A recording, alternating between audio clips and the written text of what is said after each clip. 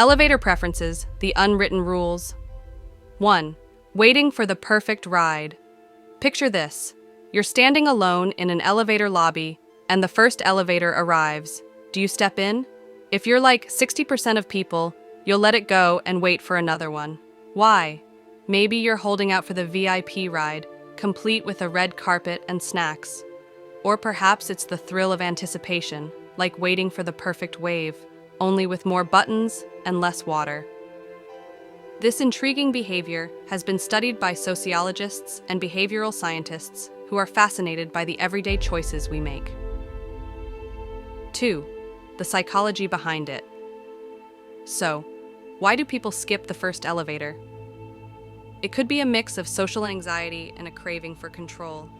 Some folks feel awkward being alone in a tiny box suspended by cables.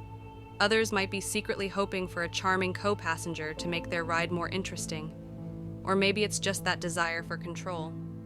If I wait for the second elevator, I'm clearly in charge of my own destiny, right? Psychologists have looked into these small decisions and found that our environment often shapes these subtle actions. 3.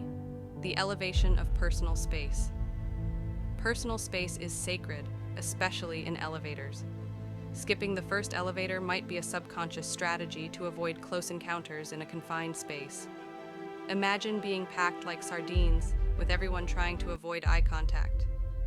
It's like an awkward dance party where nobody wants to be the first to make a move. Researchers in environmental psychology study how we interact with our surroundings and the space around us. 4.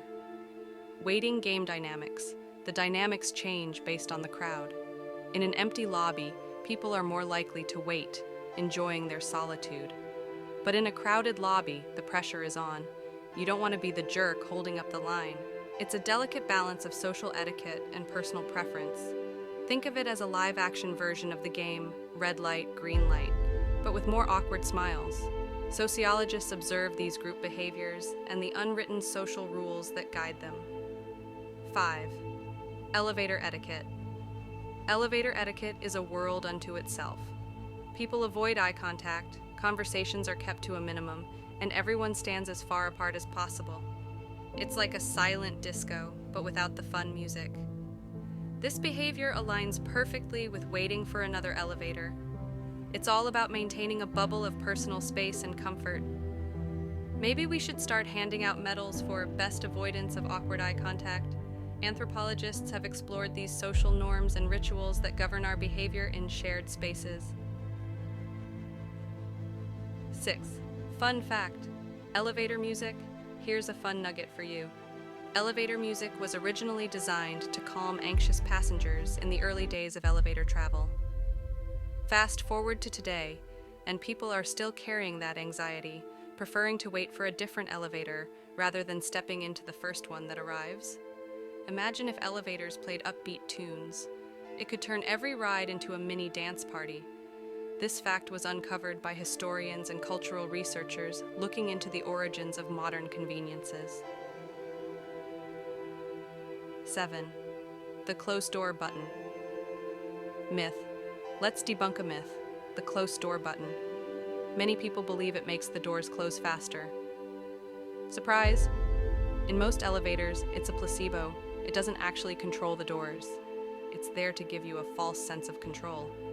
So next time you're frantically pressing that button, just know that the elevator gods are having a good chuckle at your expense. Engineers and urban planners often reveal these little-known truths about everyday technologies. Conclusion. The elevator preferences study sheds light on the small yet fascinating choices we make every day. These preferences, though seemingly trivial, reflect deeper social and psychological underpinnings. So, the next time you find yourself waiting for the second elevator, remember, you're not alone in your quirky habits. There's a good chance many others are doing the same thing. Think of it as a secret society of elevator enthusiasts, bound by an unspoken code of waiting for the perfect ride. So go ahead, embrace your inner elevator connoisseur, and enjoy the journey. One floor at a time.